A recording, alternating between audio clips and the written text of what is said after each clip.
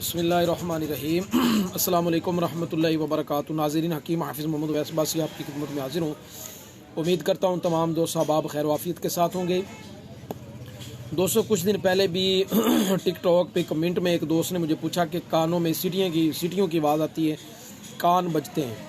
तो इसके लिए मैंने पहले भी एक दो नुस्खे बताए हैं और उस दोस्त को मैंने उसके मैसेज पे मैंने रिप्लाई भी किया था।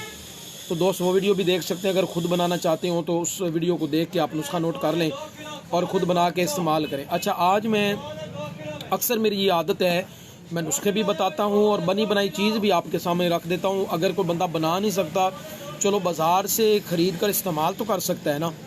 हर बंदे के पास इतना वक्त नहीं भी होता, बाज़ औक़ात जॉब बंदा करता है या इतनी मसरूफियत है कि वो बाज़ार नहीं जा सकता, ख़रीद कर नहीं ला सकता, बना नहीं सकता, उसके पास वक्त नहीं है। तो इसलिए मैं कोशिश करता हूँ कि आपके पास में आपको मैं बनी बनाई चीज़ बता देता हूँ ताकि आप लेकर इस्तेमाल कर लें। अच्छा, ये आप देख लें, कानूल के नाम से ये अशरफ वालों का ये ड्रापर है। अब इसके इस्तेमाल से वो हजरात जिनके कानों में दर्द होती है या कानों के अंदर ख़ारिश होती है या कानों के अंदर वर्म है, कानों के अंदर फिनसियाँ बन गई हैं, कान बहता है या कान बजते हैं, ऊंचा सुनना शुरू हो गया, यानी कानों की समात कम हो गई है, उन तमाम हजरात के लिए ये कानूल बेहतरीन है। मैं इसका नाम लिख दूंगा, कमेंट में लिखूंगा ताकि दोस्त आप अगर चेक करते हैं या कमेंट करते हैं तो उनको नाम पता चल जाए।